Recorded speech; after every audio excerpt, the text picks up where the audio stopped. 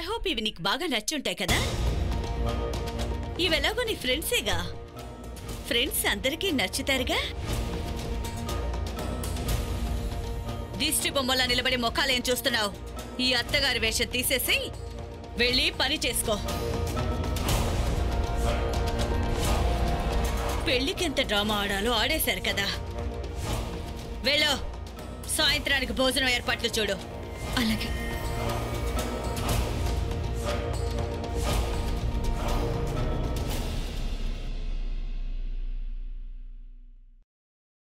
మధు.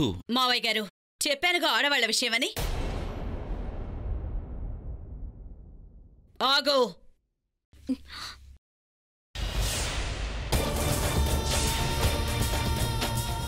పైకి ఎక్కడికి వెళుతున్నావు? అది నేను పైన ఉన్నది ధైర్య గది. నువ్వు ఆ గది దగ్గరికి కూడా వెళ్ళకూడదు. నీ స్థానం ఇంకా అక్కడే ఉంది, ముందున్న చోటే. Wow, very smart Santoshi. చూస్తున్నావా మధు అక్క, తను ఏ గదిలో ఉండాలో ముందుగానే చూస్ చేసుకుంది. అమేజింగ్. నీ ఉద్దేశం ఏంటి? నువ్వు ధైర్య గదిలో ఉందామనుకున్నావా? మేము ఊరుకుంటామనుకున్నావా? అపూర్వ, నాకొకటి అనిపిస్తుంది, ధైర్య దీన్ని పెళ్లి చేసుకున్నాడని. మేడం ఆకాశంలో తేలిపోతున్నట్టుందేమో, అందుకే స్థాయిని మర్చిపోయినట్టుంది. ఏం పర్వాలేదు, నేను జ్ఞాపకం చేస్తానుగా.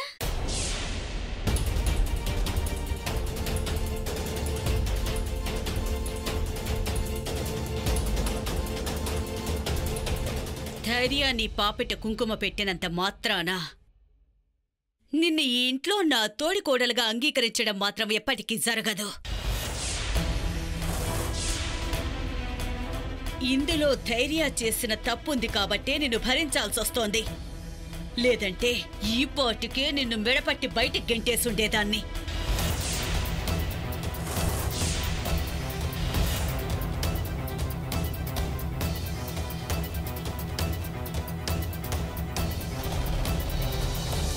ఇందులో ధైర్య చేసిన తప్పుంది కాబట్టే నిన్ను భరించాల్సొస్తోంది. లేదంటే ఈ పాటికే నిన్ను మెడపట్టి బయటికి గెంటేసుండేదాన్ని. అమ్మా, నిన్ను నువ్వే సంభాళించుకో. ఏం చేస్తాం, వీళ్ళందరి బుద్ధి గడ్డి తినదమ్మా. కాకపోతే నువ్వేమీ కంగారు పడకమ్మా, నెమ్మది నెమ్మదిగా అంతా సర్దుకుంటుందిలే.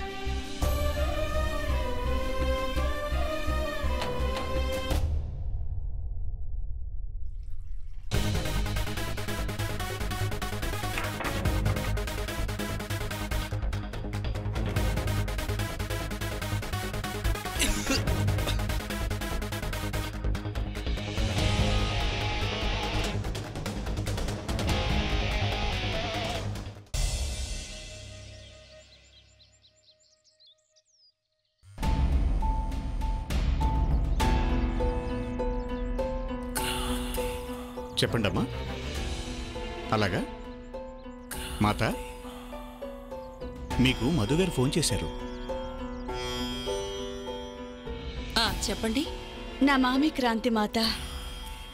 అమ్మా, మీ కృప వలన సంతోషిలో మార్పు కనిపిస్తోంది. ఆమె మీ దర్శనం కోసం ఆశ్రమానికి రావాలనుకుంటోంది. నేను ఆమెకు మిమ్మల్ని కలిసే పర్మిషన్ ఇచ్చాను కూడా. నాకెందుకో మీకు ఈ విషయం తెలియచేస్తే మంచిదనిపించింది. సరే, నేను మీతో తర్వాత మాట్లాడతాను. ప్రస్తుతం నేను ధ్యానంలో ఉన్నాను. నా మామి క్రాంతి మాత. వినమ్మా మాత, నువ్వు వీలైనంత త్వరగా ఇక్కడి నుంచి వెళ్ళిపో. సంతోషి ఇక్కడికే వస్తుంది. శర్మగారు, శర్మగారు, మాట, ఆ మధుగారి పని మనిషి ఇక్కడికే వస్తుంది. ఒకవేళ ఆ అమ్మాయి నా ధ్యానం పూర్తవక ముందే ఇక్కడికి వస్తే గనక ఆమెను ద్వారం దగ్గరే ఆపేయండి.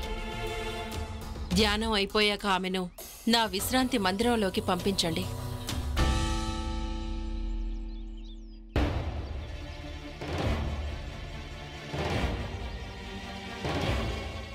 ఈ పిల్లను ఎక్కడని వెతకను?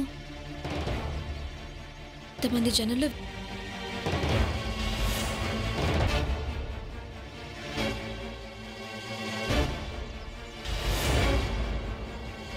ఒకవేళ అక్కడేమైనా ఉందేమో, వెళ్ళి చూస్తాను.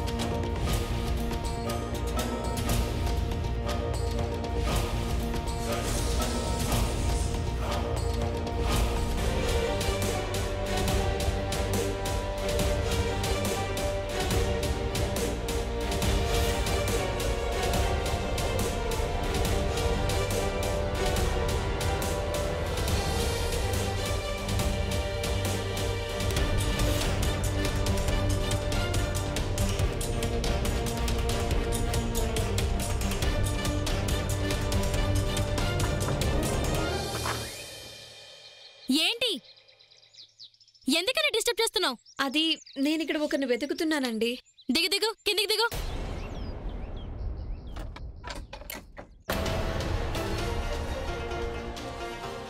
ఇక్కడ నేను తప్ప ఎవరుండరు. వెళ్ళిక్కడి నుంచి, పోయిక్కడి నుంచి, డిస్టర్బ్ చేయకు.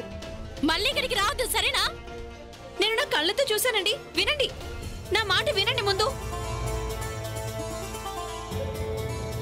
ఎందుకు ఇలా జరిగింది? నా కళ్ళతోనే లోపలికి వెళ్ళటం చూశానుగా.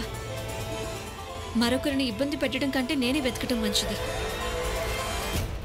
నేను ఇక్కడే నిలబడి ఉండి చూస్తాను.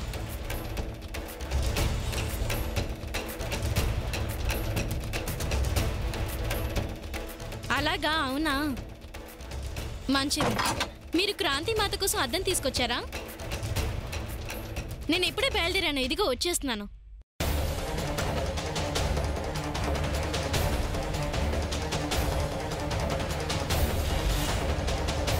ఇక్కడ ఎవ్వరూ లేరే. ఎక్కడికి వెళ్ళిపోయింది?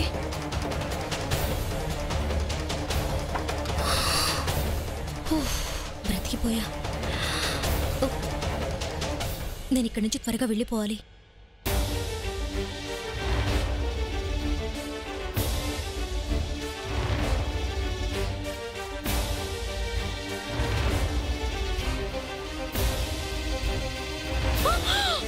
ఏమైంది? నువ్వు ఎందుకలా పరిగెడుతున్నావు? ఏంటో విషయం చెప్పు.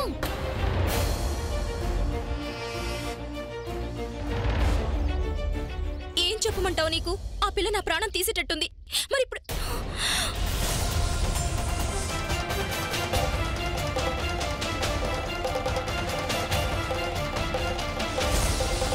మీరు నన్ను చూసి ఎందుకు పారిపోతున్నారు?